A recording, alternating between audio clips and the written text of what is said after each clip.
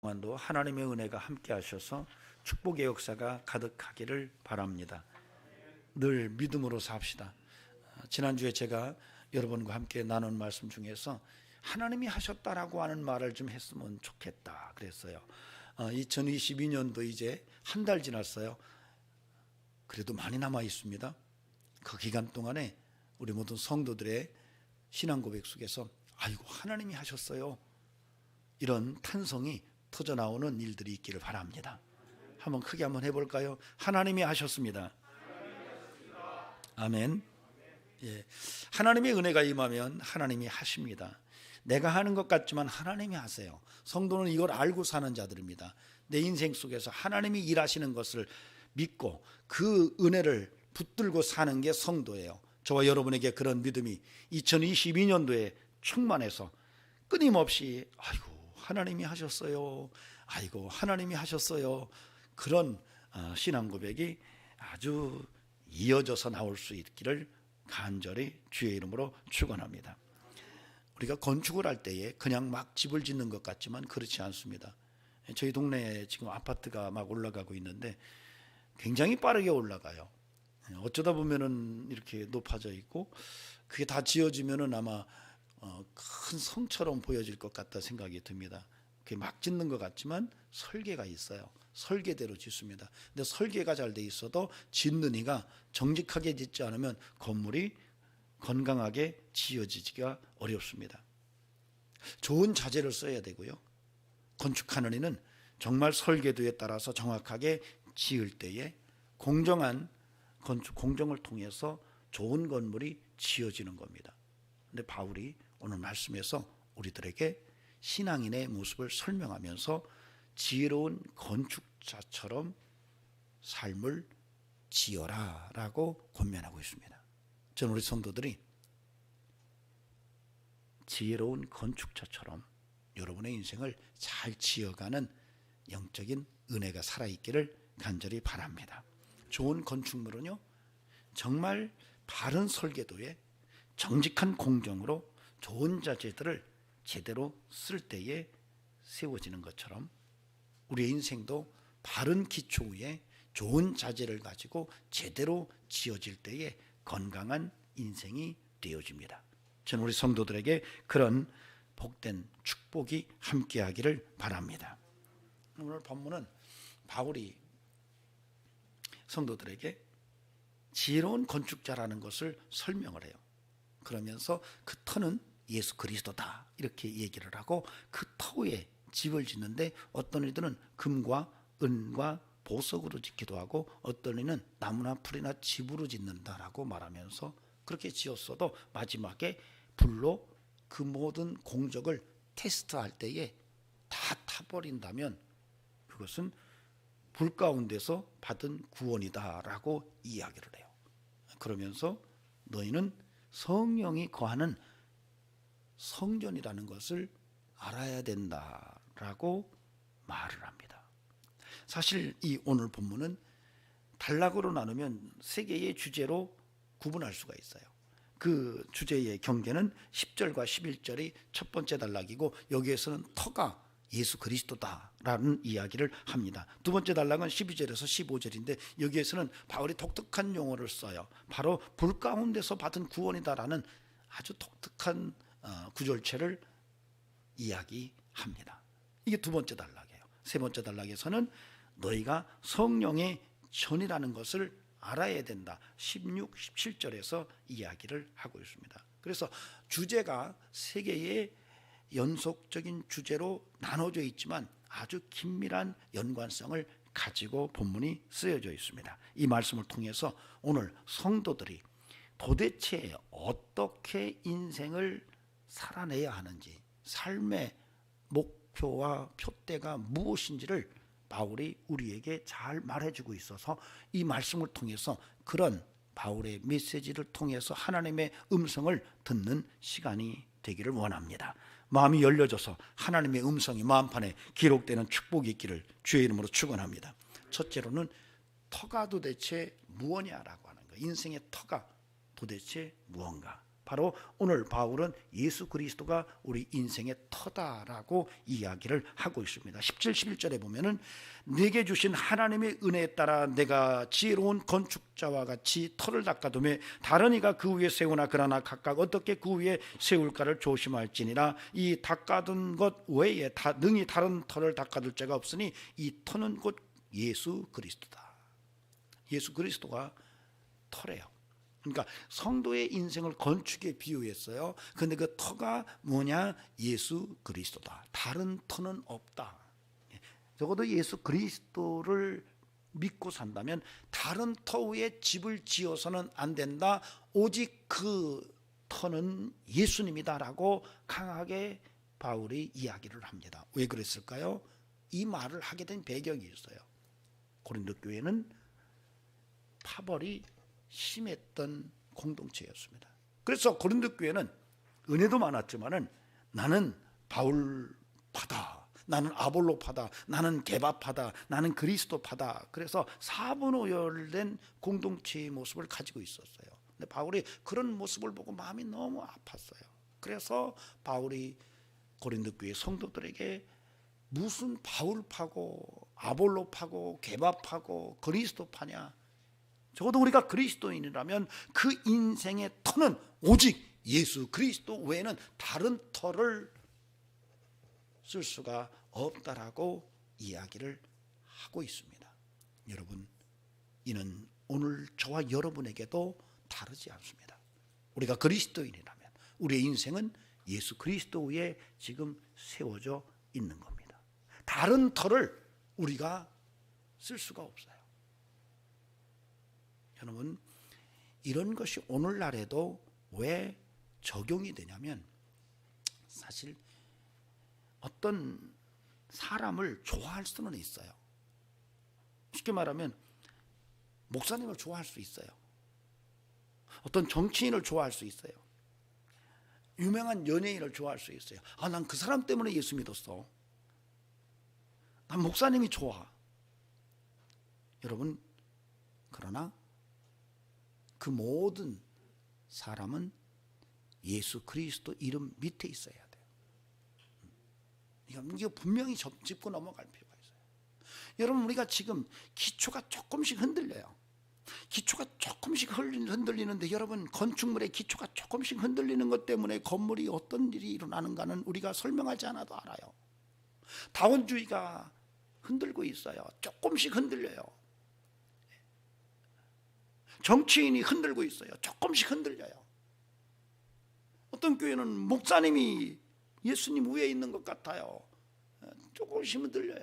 여러분, 이게 오늘날도 문제가 심각한데 오늘 성경은 바울을 통해서 우리에게 권면하고 경고합니다. 여러분, 예수 그리스도 터 말고 다른 터를 우리가 삼을 수가 없다는 거죠. 제가 신학교 다닐 때에 친구들끼리 모여 있는데 어떤 한 신학생이 어떤 정치인을 좀 비평을 했어요. 그러니까 같은 고향 출신 친구가 버럭 화를 내는 거예요. 막 얼굴이 벌개져 가지고 막 같이 언쟁을 벌이더라고요. 그러니까 옆에 있는 친구가 하는 말이, 야, 너는 희한하다. 너 예수님이 비평받을 때는 한 말도 안 하더니 어떻게 그 정치인이 비판받으니까 그렇게 얼굴이 벌개지냐? 이렇게 말을 하는 것을 들었어요. 그런데 그게 이해가 돼요. 아니, 예수님이 비평을 받고 예수님이 욕을 먹을 때는 한마디 안 든 사람이 자기 고향에 자기가 아는 정치인이 비평을 받으니까 얼굴이 벌겨져서 그를 표현을 하고 입에 거품을 묻는 이런 모습이 좀 이상해 보였어요. 그가 그러는 거예요. 너 예수보다 그 정치인이 너에게 더 영향을 주는 것 같다. 제가 어떤 강의에 참석했을 때에 그 강사분께서 강의를 하면서 계속 반복적으로 하는 용어가 있었어요. 깔뱅이 말하기를. 깔뱅이 말하기를 수십 번을 하는 거예요. 제가 우스갯소리를, 저분은 어떻게 예수가 말하기를, 성경이 말하기를 이렇게 얘기하면 좋은데 왜 깔뱅이 말하기를 이걸 더 많이 하네. 그러니까 옆에 있는 목사님이, 저 양반은 예수를 믿는지 깔뱅이를 믿는지 나도 모르겠다 그러더라고요. 여러분 자꾸 조금 움직이는 것 같은데 여러분 그것 때문에 건물이 큰 데미지를 받을 수가 있다는 것을 오늘 우리가 안다면 우리가 인생을 살아가면서 정말 내 신앙의 기초가 예수 그리스도라는 사실에 대해서 우리가 분명히 오늘 다시 한번 확인할 필요가 있다는 것입니다. 우리 성도들에게 정말로 예수가 기초가 되는 영성이 살아있기를 주의 이름으로 축원합니다. 정말 중요한 일이에요. 아무리 강조해도 지나치잖아요. 예수가 기초가 되는 신앙을 우리가 갖지 않으면 안 돼요. 여러분 피사의 사탑을 아십니까? 여러분 이 건물이 세워질 때에 기초가 물렀어요. 그래서 기울어졌어요. 그래서 이 건물이 아예 넘어지지 않고 200년 동안 지어지는 바람에 건물이 그나마 유지가 돼서 지금 기울어진 건물의 상징성으로 보여져요. 여러분 이렇게 건물도 기초가 튼튼하지 않으면 무너져요. 기울어져요. 여러분 건물만 그러는 게 아니에요. 인생도 여러분 기초가 튼튼하지 않으면 기울어져요. 사람을 기초로 삼고 돈을 기초로 삼고 세상의 사상을 기초로 삼고 어떤 정치 지도자를 기초로 삼고 목회자를 기초로 삼고 세워진 믿음의 모습은 여러분이 기울어질 수밖에 없는 것이 오늘 본문을 통해서 이해가 되어져요. 정 우리 성도들에게 끊임없이 예수가 기초가 되는 이런 믿음의 삶이 함께하기를 간절히 바랍니다. 이게요 바울이 굉장히 중요한 얘기를 한 거예요. 한번 생각해 보세요. 고린도 교회 성도들이 나는 바울 선생님이 너무 좋거든요. 예수님도 좋지만 나는 바울 선생님이 너무 좋아요. 이렇게 얘기한 거예요. 난 예수를 믿지만 나는 베드로 선생이 더 좋아요. 나는 예수를 믿지만 아볼로 선생이 참 좋거든요. 이렇게 말한 거예요. 있을 수 있어요. 존경할 수 있고 좋아할 수 있어요. 근데 그 얘기를 듣고 바울이 무슨 소리냐?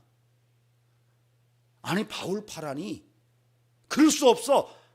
우리는 오직 예수 그리스도 위에 세워져야 돼 라고 하면서 아주 강력하게 고린도 교회 성도들을 권면한 거예요.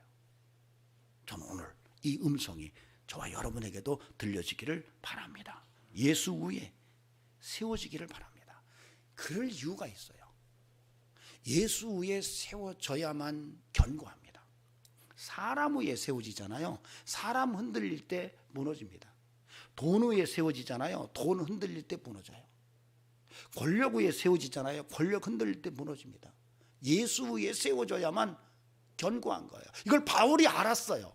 바울은 그것을 자신이 스스로 경험 속에서 깨달았어요. 그는 유대 사상에 철저하게 물들었던 사람이에요. 그 위에 집을 지었던 사람이에요. 그런데 그것이 흔들리기 시작하니까 모두가 무너지는 것을 그는 경험 속에서 알았어요. 그래 예수 위에 그리스도 위에 세워져야만이 건강한 그러한 인생이구나 라고 하는 것을 깨달았어요. 그래서 고린도후서 4장 7절에서 이렇게 말해요. 우리가 사방으로 우겨쌈을 당하여도 쌓이지 않는다. 정말 우리 안에 보배가 있기 때문에 그 보배로 말미암아 우리가 어떤 환경과 형편 속에서도 우리가 흔들림이 없이 믿음으로 나아갈 수 있다고 선언을 할 수가 있었던 거예요.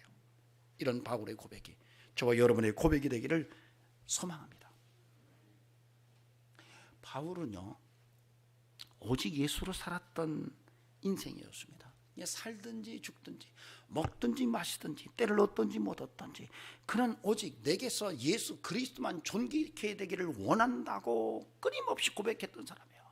그래서 그는 끊임없이 나는 죽는다 끊임없이 그렇게 고백하면서 자기 부정을 통해서 예수 그리스도의 존귀함을 드러내려고 살았던 삶이 바울의 인생이었어요. 이런 삶의 모습이 저와 여러분에게도 함께 하기를 간절히 바랍니다. 바울은요 골로새서 3장 10절에서 이렇게 말합니다. 또 무엇을 하든지 말에나 일에나 다 주 예수의 이름으로 하고 그를 힘입어 하나님 아버지께 감사하라. 말에나 일에나 예수의 이름으로 하래요. 그리고 그를 힘입으래요. 아멘. 여러분 2022년도에는 말에나 일에나 예수의 이름으로 합시다. 그리고 그분을 힘입읍시다. 예수님을 힘입고 삽시다. 그분을 힘입고 사는 성도가 됩시다. 그분을 붙들고 일어납시다. 그분을 붙들고 승리의 노래를 불러냅시다. 예수의 이름이 그런 약속이 있어요. 그런 권세가 예수의 이름 속에 있어요. 그러나 사실은 그렇게 예수님의 이름을 기초 삼고 사는 것이 또 만만하지는 않아요. 예수님께서 말씀하시잖아요. 세상이 너희를 핍박할 거다. 그렇게 핍박한 것은 너희 때문이 아니라 나 때문이다라고 이야기를 하세요. 그리고 실제적으로 예수님의 제자들이 예수님 때문에 많은 어려움을 당했어요. 여러분 사도행전에 가면은 예수님에 대해서 너희들 증거하지도 마, 예수님에 대해서 가르치지도 마, 그래 아주 심하게 매질을 해서 약속을 받고 풀어졌어요. 근데 참 재미난 것은 그들이 그럼에도 불구하고 예수의 이름으로 말하는 것을 중단하지 않았어요. 그렇게 매를 맞고 그렇게 경고를 받았음에도 불구하고 끊임없이 예수 그리스도를 전하는 일을 지속했어요. 왜 그랬을까요? 그 이름에 권능이 있음을 믿었기 때문에, 그 이름에 약속이 있음을 믿었어요. 그리고 그렇게 경험을 했어요. 그들이 예수의 이름으로 말할 때에 놀라운 일들이 일어났고, 그들이 예수의 이름으로 살아갈 때에 삶이 견고했고, 어떤 환경과 어떤 형편 속에서도 좌로나 우로나 치우치지 아니하고 믿음으로 승리의 노래를 부를 수가 있었던 거예요. 그것이 삶 속에서 경험됐기 때문에 그런 삶을 살아갔던 것을 우리는 성경 속에서 읽을 수 있습니다. 그러므로 저는 저 여러분의 삶이 2022년도에는 예수 그리스도의 이름에 기초하여 세워지는 놀라운 은혜가 있기를 바랍니다. 여러분 그 이름으로 삽시다. 여러분 다른 것에 자꾸 기초 삼으려고 하지 마세요. 그 이름 위에 내 인생을 세워야 돼요. 근데 여러분 건물을 짓다 보면은 기초가 참 중요해요. 기초가 크면요 건물은 얼마든지 높이 올라갈 수가 있어요. 이 집을 짓다 보면은 처음에 기초를 작게 만들어요. 근데 옆에 큰 집을 줘요. 그러면 그 큰 집이 짓는 순간에 내가 다시 줘야 되나 이런 갈등을 해요. 그러려면 기초부터 파야 돼요. 근데 여러분 예수를 기초 삼고 사는 사람들은요 그 기초는 무한해요. 여러분 이걸 믿으십니까?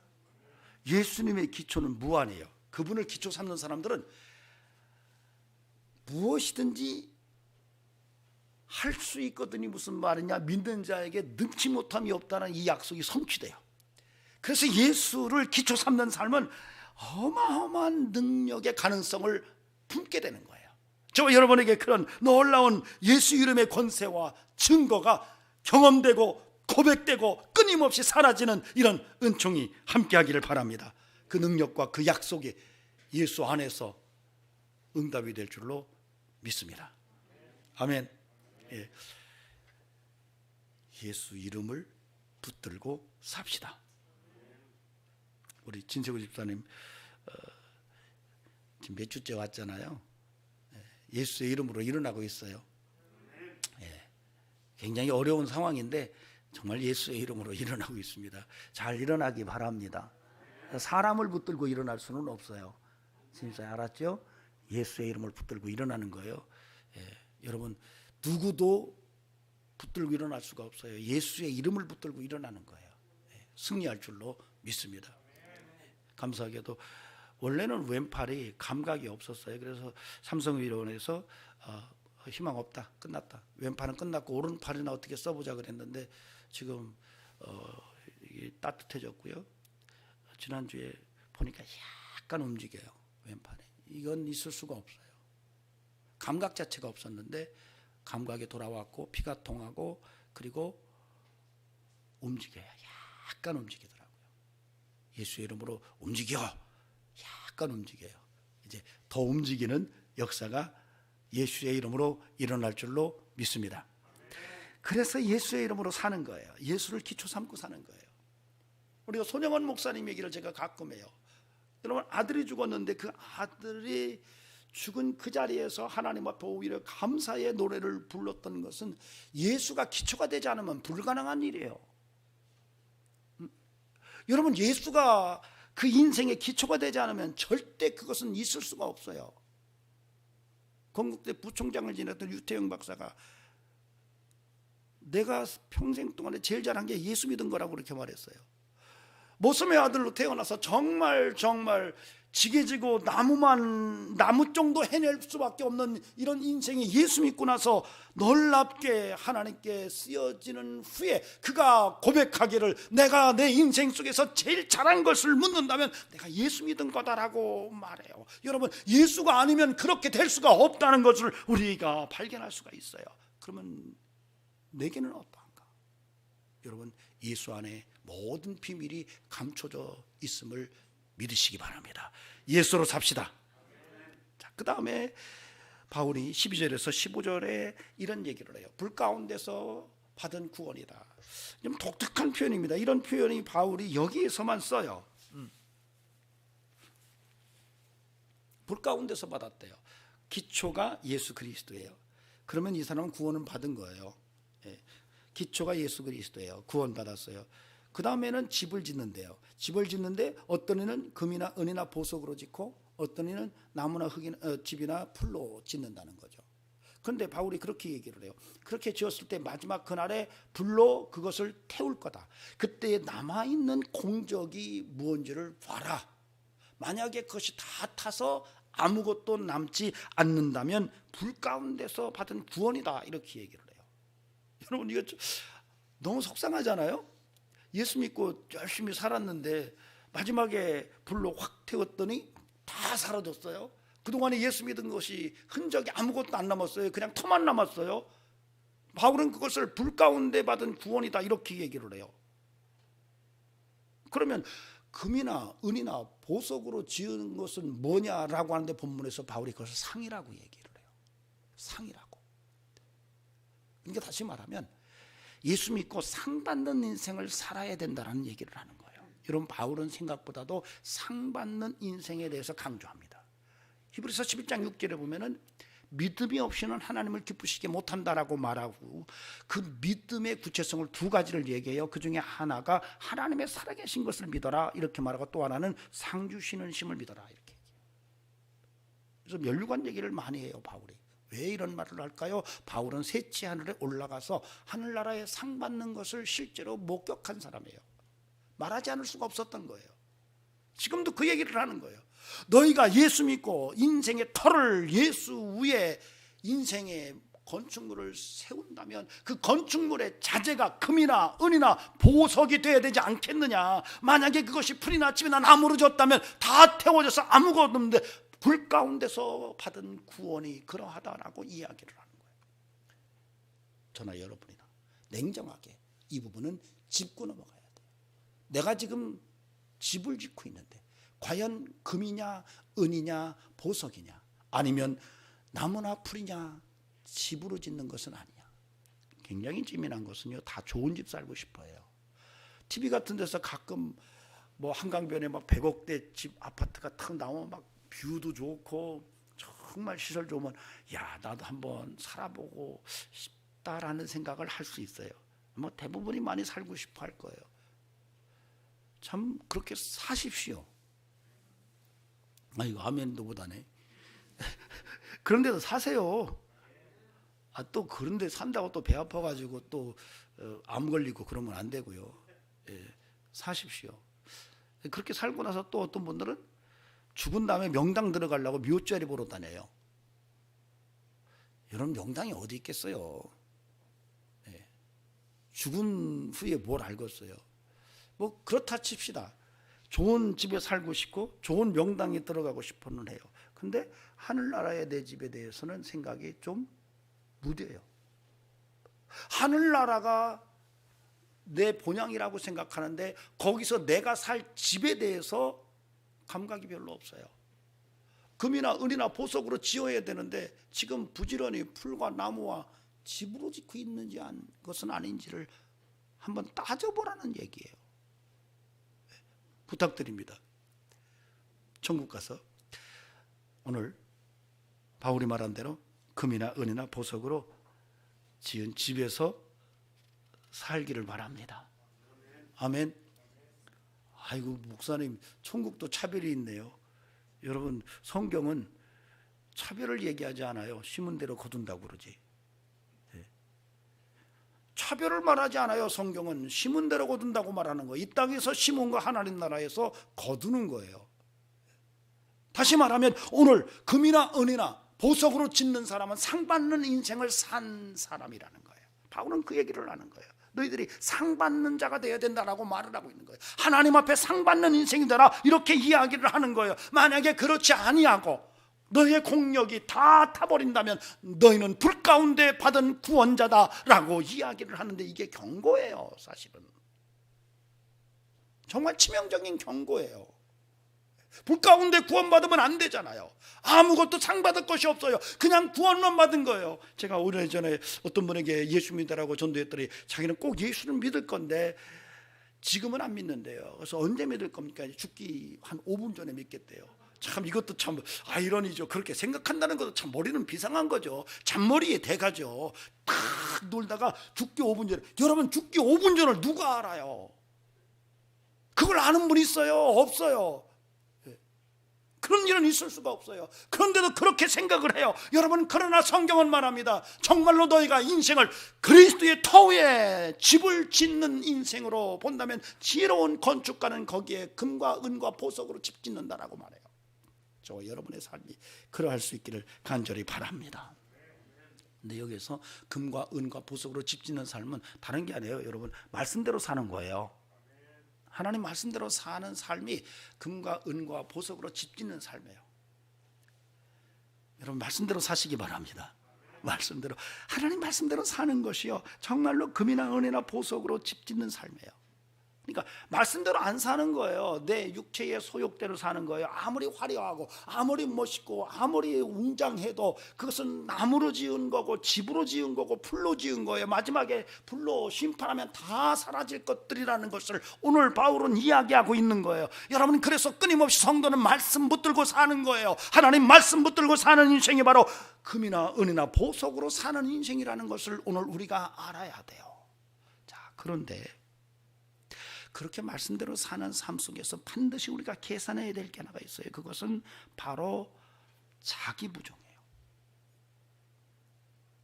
말씀대로 산 것에 대해서 내가 드러난다면 그 순간 금이나 은이나 보석이 나무나 풀이나 집으로 바뀔 수가 있어요.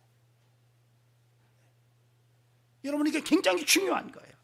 자기를 부인하고 십자가를 지고 가는 것이지, 여러분, 자기를 부인하지 않고 십자가의 길을 간다는 것은 그 길 자체가 불가능하다는 것을 오늘 우리는 알아야 돼요. 그래서 우리는 끊임없이 주님의 말씀을 붙들고 말씀대로 순종하면서 정말로 칭찬 들을 만한, 정말로 상 받을 만한 인생을 살아가지만, 그럼에도 불구하고 끊임없이 우리가 고백해야 되는 것은 주님, 내가 아니에요. 주님, 내가 한 것이 아니에요. 주님의 은혜 때문에 했어요. 하나님이 하셨어요 라고 말할 수 있어야 된다는 거예요. 우리가 성전을 지어요. 많은 사람들이 헌신할 겁니다. 많은 사람들이 헌금 많이 한 사람 박수 쳐줘요.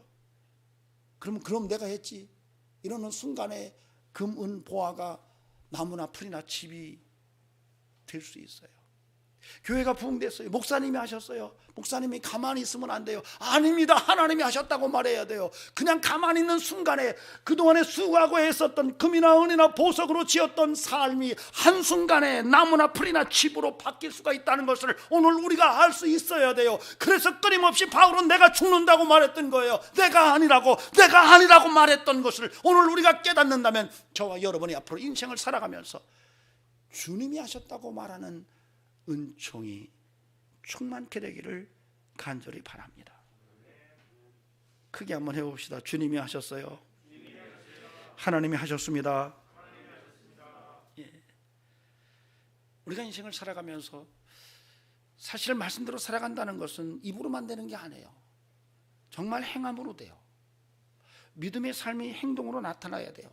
행함으로 나타남에도 불구하고 끊임없이 우리는 그것에 대해서 자기 부정이 따라와야 돼요. 성경은 말합니다. 너희가 오른손이 한 것을 왼손이 모르게 하라. 지극히 작은 소자에게 물 한 것을 줄 수 있니? 이렇게 물어요. 이런 것들은 뭔가요? 여러분, 내가 드러나는 것을 막는 거예요. 지극히 작은 소자에게 물 한 것을 준 건 표가 안 나요.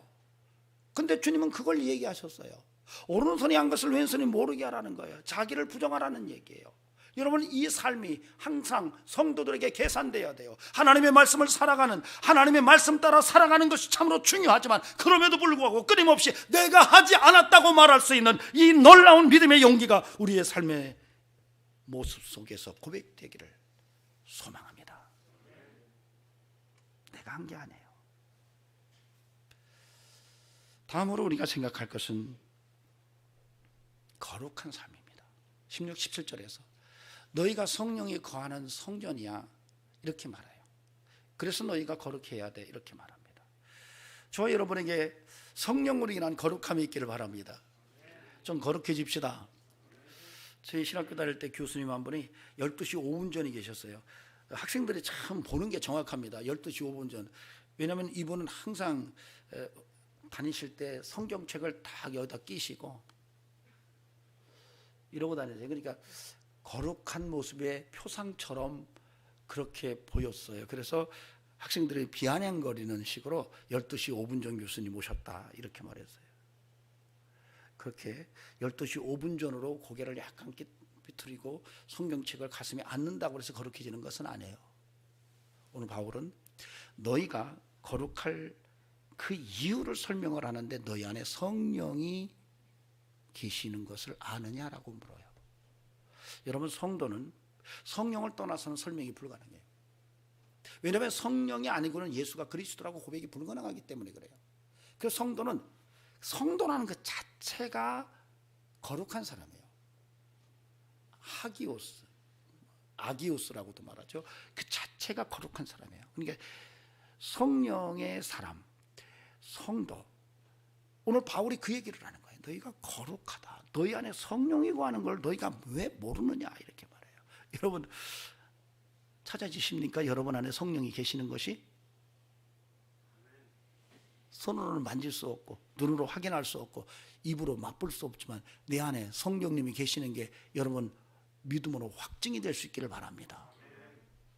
여러분, 이건 정말 부정할 수가 없어요. 성령이 내 안에 계세요. 예수를 오래 믿은 사람만 그렇게 가능하고 예수 믿은 지 얼마 안 된 사람은 그게 안 되는 게 아니에요. 나이 많은 사람만 그게 가능하고 어린이들은 그게 안 되는 게 아니에요. 여러분, 유무식을 떠나서 여러분 많은 권력을 가진 자나 많은 돈을 가진 자나 모두가 다 성령의 임재가 그리스도인들에게는 분명해요. 근데 이걸 모르고 있어요. 바울이 그걸 말하는 거예요. 너희가 성령의 전이다라고 말해요. 여러분, 부탁드립니다. 내 안에 성령님 계시다는 것을 늘 인정하고 살 수 있기를 바랍니다. 성령을 쫓아 삽시다. 그래야 거룩해지는 거예요. 여기서 거룩하다라는 얘기는 내가 좀 거룩한 폼을 잡는 것을 얘기하는 게 아니라 너 안에 성령이 계셔, 이분의 충만함이 너에게 필요해라는 얘기예요. 여러분 안에 성령님이 계십니다. 이분이 충만케 되기를 바랍니다. 이분이 여러분 안에서 폭발적으로 터져 나올 수 있기를 바랍니다.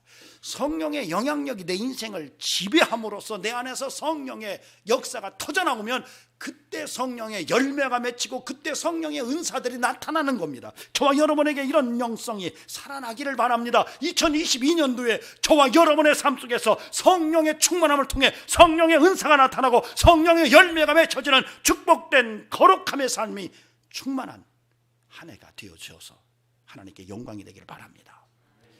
한국교회는요, 제가 이렇게 보면은 성령의 열매는 많이 주장을 해요. 그런데 여러분, 성령의 은사는 좀 무시를 하는 것 같은 느낌을 받습니다. 여러분, 그러나 여러분, 어떤 것도 치우칠 수가 없어요. 여러분, 성령이 우리 가운데서 충만하게 되면은 반드시 함께 나타나는 것이지 어떤 건 나타나고 어떤 건 안 나타나지가 않아요. 여러분, 성령 충만해지면 성령의 열매만 맺히는 게 아니에요. 그 성령 충만함을 통해서 성령의 은사들이 강하게 나타나게 돼 있어요. 여러분, 성령이 충만해지면 성령의 은사만 나타나는 게 아니에요. 여러분, 변화됩니다. 그 성령의 열매가 맺혀져요. 그래서 사랑이 없던 사람이 사랑이 많아지고요. 여러분, 기쁨을 모르던 사람이 기쁨이 충만해져요. 절제가 안 되는 사람이 절제가 가능해져요. 왜? 성령이 그를 그렇게 이끌어 가세요. 그 성령이 우리 가운데 계시고 그분이 충만케 되면 우리의 삶 속에서 성령의 열매와 성령의 능력, 은사가 함께 나타나요. 여러분, 이것이 함께 드러남으로 말미암아 하나님께 영광이 되는 거예요. 여러분, 이게 바로 거룩한 삶이에요. 저와 여러분에게 지금 바울이 권면하고 있어요. 너희 안에 성령의 역사가 있음을 너희가 믿고 그 안에서 성령의 열매와 성령의 은사가 드러나야 한다라고 말해요. 여러분, 왜 그랬을까요? 고린도 교회는 한쪽으로 치우쳐 있었어요. 은사로 인해서 굉장히 시끄러웠어요. 바울은 이것을 걱정했던 거예요. 은사만 나타나면 안 돼, 열매가 있어야 돼, 이렇게 말하는 거예요. 그러나 그 속에는 뭐가 있어요? 또 열매만 있으면 안 돼, 은사도 있어야 돼, 이 얘기가 같이 나오는 거예요. 이게 같이 함축되어 있는 거예요. 여러분, 성령은 이렇게 은사와 열매가 함께 드러나는 하나님의 선물이요 은혜입니다. 저 우리 성도들에게 이런 역사가 구체적으로 경험되고 나타나기를 바랍니다. 아멘. 여러분, 우리 교회가 성령이 강하게 역사하는 이런 공동체가 되기를 바라요. 이렇게 함께 예배만 드려도 예배 속에서 병 고치는 역사가 나타나고, 예배 중에 방언도 터지고, 예배 중에 환상도 열리고, 예배 중에 지혜도 열리고, 지식의 영도 임하고, 또 예배 중에 성령의 9가지 열매가 맺혀져서 정말 와, 달라졌어, 야, 변했어, 이런 소리를 들을 수 있는 은혜가 우리 교회 예배를 통해서 경험되기를 간절히 소망합니다. 2022년도에 그런 인생을 한번 우리가 살아냅시다. 아멘. 사실 성령은요, 우리에게 큰 유익이 되고요, 성령께서 우리를 엄청난 은혜로 도우십니다. 그런데 성령이 떠나면 정말 인생은 처참한 거예요. 여러분, 사울왕이 성령이 떠나니까 미치잖아요. 악신이 임해요.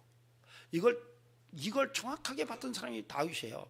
다윗이 그 악기를 타면서 사울에게서 악령이 떠나는 것을 보면서, 아하, 성령이 아니고 악령이 역사할 때 일어나는 현상이 처참하구나라는 것을 알았어요.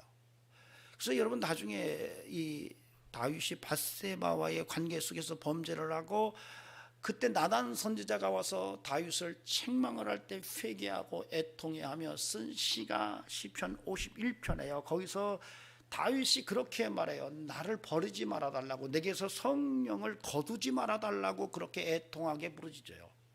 왜 그랬을까요? 다윗은 알았어요. 사울의 모습을 통해서 하나님의 영이 떠난다는 것이 얼마나 처참한 것인지를 알았어요. 그러나 감사하게도 우리는 예수 안에서 성령이 내주하세요. 내가 예수를 믿는 한 그분은 내 안에 계세요. 그분이 내 안에 살아 역사하세요. 여러분, 그분이 충만케 되기를 원합니다. 그래서 성령으로 말미암아 거룩한 삶이 가능하게 되는 이런 은총이 우리의 인생이기를 바랍니다.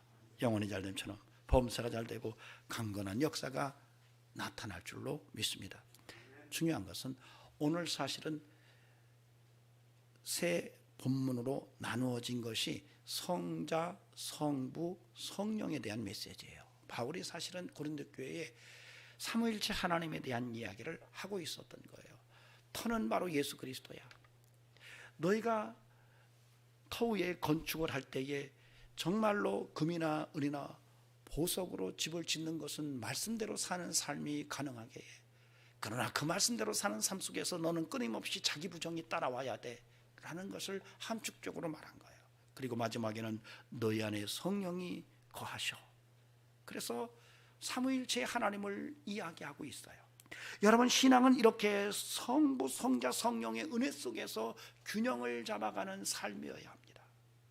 예수 그리스도를 붙들고, 그리고 말씀대로 살아가면서 성령을 쫓아 살아 하나님의 영광을 드러내고, 나중에 하나님 앞에 갔을 때 잘했다 칭찬 듣고 우리가 들어갈 집이 아름다운 건축물로 견고하게 세워지는 이런 영성이, 이런 믿음의 모습이 오늘 이 시대 속에서 성경을 통해서 오늘 우리에게 주가 말씀하십니다. 그런 은혜가 실제로 살아있기를 주의 이름으로 간절히 축원합니다. 기도하시겠습니다. 존귀하신 하나님, 오늘도 우리가 연약하지만 십자가를 의지합니다. 예수 그리스도의 보혈을 의지합니다. 성령님을 쫓아가기를 원합니다. 성령의 성품화가 이루어지게 하시고 말씀대로 살아가는 인생이 되게 하옵소서. 이제는 우리 구주 예수 그리스도의 은혜와 하나님 아버지의 살아계심과 성령님의 역사하심이 오늘도 성부성자 성령의 은혜 속에서 거룩한 성전으로 지어지기를 원하는 귀한 심령들에게 영원토록 함께 하시기를 간절히 축원하옵나이다. 아멘.